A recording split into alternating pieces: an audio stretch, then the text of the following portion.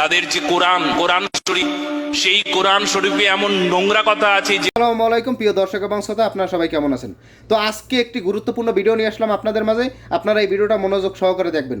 একজন হিন্দু পণ্ডিত, ঠিক আছে, আমাদের পবিত্র কোরআন শরীফকে নিয়ে, কোরআনের আয়াতকে নিয়ে সে অপব্যাখ্যা করছে এবং কটূক্তিমূলক কথা বলছে, ঠিক আছে। যদি আপনাদের ইমানের দাবি থাকে, আপনারা এই ভিডিওটা বেশি বেশি শেয়ার করবেন, যাতে আমাদের মুসলমান ভাই ও বোনেরা সবাই দেখতে পারে।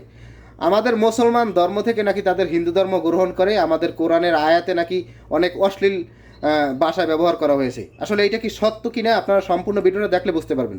তো সাথে থাকুন। যারা ইসলাম ধর্মাবলম্বী, তাদের যে কোরআন শরীফ, সেই কোরআন শরীফে এমন নোংরা কথা আছে যেগুলোকে প্রচার করতে তারা কখনো কখনো তাদের জিহ্বা আড়ষ্ট হয় না। নোংরা কথা বলতেও কেমন তাদের যে যন্ত্রণা হওয়ার কথাও তাদের নাই। এই কি শিক্ষা, কোন ধর্ম তৈরি করেছে কে জানে? নূতন ধর্ম তৈরি করলে তো তাই হবে। হ্যাঁ, কোরআন শরীফের একটা সূরা আছে মুমিনুল সূরা, 8 থেকে 6 এই সূরা সংখ্যা। আর সেখানে এই মুমিনুল সূরাতে কি আছে জানেন? বাংলায় এই কথা আছে, আমি বলে দিচ্ছি আপনাদেরকে, দেখে নেবেন। যারা কোরআন শরীফ পড়েছেন তারা দেখে নেবেন, মিলিয়ে নেবেন যে বাড়ির যারা অন্যান্য ব্যক্তি আছে, দাস দাসী আছে, অন্য কোনো স্ত্রী আছে, তার সঙ্গে অবৈধ সঙ্গ করা কোনো খারাপ কাজ না। দাস দাসী যদি থাকে, নিজের স্ত্রী বাদ দিয়ে অন্য কারুর সঙ্গে সম্পর্ক করা, তার সঙ্গে দৈহিক মিলন করা, আরো মানে কি বলবো এমন শব্দ, অন্যাত বলে ওরা, অন্যাত করা, এরকম শব্দের ব্যবহার। তাতে কোনো দোষ নাই, তাতে কোনো পাপ নাই।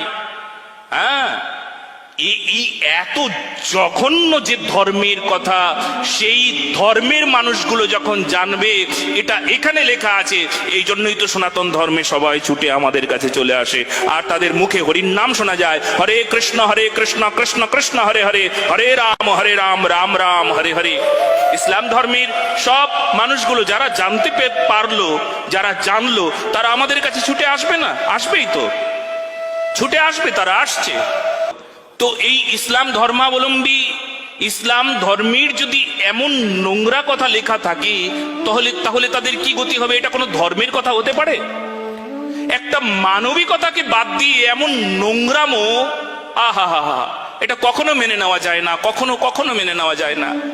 এই জন্য আপনারা জেনে রাখুন, আপনারা বুঝুন, যে ধর্মে কখনো এই প্রকার কথা থাকে, তাহলে সেই ধর্মকে কখনো স্বীকার করব না, কখনো সে ধর্মকে গ্রহণ করব না, কখনো সেই ধর্মকে আমরা কখনো বলবো না শান্তির ধর্ম, প্রেমের ধর্ম।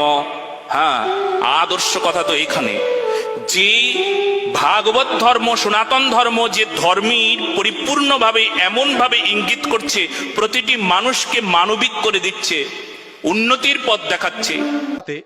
সহবাস সংসার করা ইসলামী শরীয়ত মতে যাবে কিনা? না, কৃতদাসের সাথে কোনো সহবাস সংসার করা যাবে না, কৃতদাসীর সাথে করা যায়। কৃতদাসী, তাকে স্ত্রীর মর্যাদা দেয়া হয়েছে, স্ত্রীর মর্যাদা দেয়া হয়েছে। সেই কৃতদাসী আজ নাই, সেই কৃতদাসী আজ নাই। কৃতদাসী মানে কিন্তু যেই দাসী ক্রয় করা হয়েছে, যুদ্ধবন্দিনী। এক কথায় কি? যুদ্ধবন্দিনী। এরই অনেক কথা আছে, অনেক নাস্তিকরা নিয়ে প্রশ্ন তোলে, দীর্ঘ আলোচনা করার দরকার, কিন্তু সেদিকে যাওয়ার সুযোগ নেই, সময় কম। শুধু এটুকু বলি, যুদ্ধবন্দিনীদের সঙ্গে আজকাল বিভিন্ন যুদ্ধের পরে এক দেশ আরেক দেশের সাথে যুদ্ধ করলে যে সমস্ত মানুষদেরকে বন্দী করে নিয়ে আসে, মেয়ে বন্দীদের প্রতি কি আচরণ করে আমরা সবাই কম বেশ জানি। ইসলামের আগে থেকে এই বিধানটা চলে আসছে যে যারা যুদ্ধবন্দিনী হবে, তারা যার কাছে যে থাকবে তার অনেকটা স্ত্রীর মতো মর্যাদা পাবে। স্ত্রীর মর্যাদা পরিপূর্ণ না, কিন্তু স্ত্রীর সাথে যেরকম বসবাস করা যায়, তার সাথেও বসবাস করা যাবে। একজন ব্যক্তি যতদিন সে তার মালিক, ততদিন সে তার স্বামীর মতো তার সাথে সম্পর্ক করতে পারবে। কথা কি বুঝাতে পারছি? এটা হলো নিরাপত্তার জন্য। এটা নিয়ে ডিটেল যদি বলতে চাই, একজন মেয়ে আরেক দেশের মেয়ে যুদ্ধে বন্দী হয়ে আসছে দেশে, কোনো একজন সৈনিকের অধীনে আছে, এই লোক অথবা অন্য কোনো লোক তাকে পাশবিক নির্যাতন করবে এবং কোনো না কোনো ভাবে সে নির্যাতনের শিকার হবে, এটাই হলো বাস্তবতা। ঠিক না বে ঠিক?